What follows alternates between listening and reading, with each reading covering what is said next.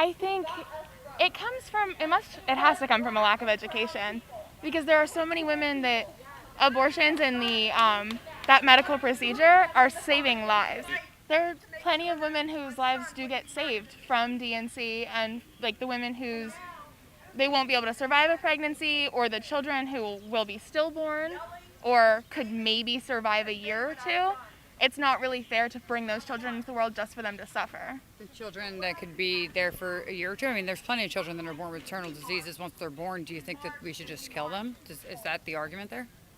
If there's a way to prevent suffering before the child is ever born, I don't see a reason why we shouldn't do that. But because there's also great moments in life that also come along with suffering. I mean, there's plenty of people that are born with very terrible diseases, but they get to enjoy life and seeing the sun and the stars and the birds and knowing their mother's love. Like that is just as important as any suffering that anybody might experience.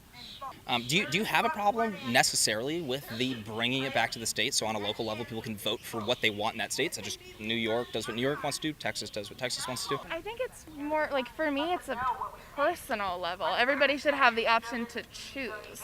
I don't think there should be ever a kind of law that's deciding what I should do with my body or what somebody else should be doing with their body. So you don't think it's a body inside your body? Like when when a woman's pregnant, do you say she has 4 arms or 2 hearts? No, you say that, she has a baby inside her that has its own heart and its own arms and legs. She doesn't all of a sudden have 4 arms.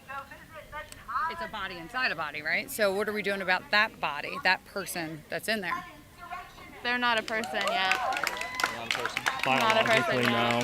I mean, all laws, even before Roe v. Wade were overturned, a lot of laws already put a limit on when the abortions were allowed. Roe v. Wade brought in a trimester system where states got in like individual privileges as they went down.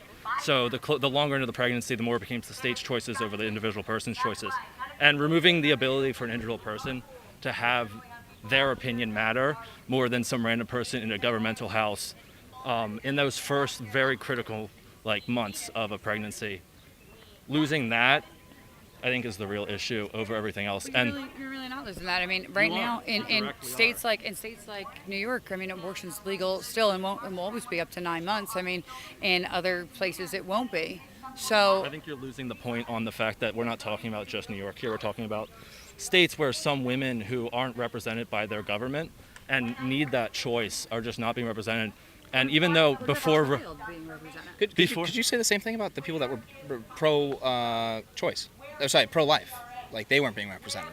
Couldn't you say the same thing for the person that's not getting their way? They don't have to have an abortion themselves. Why do they have to care about what some random person feels? It's not their business. It's the government's responsibility to have not have an objective morality or subjective morality. So say that I had a homeless person out front of my house, a homeless person out front. No,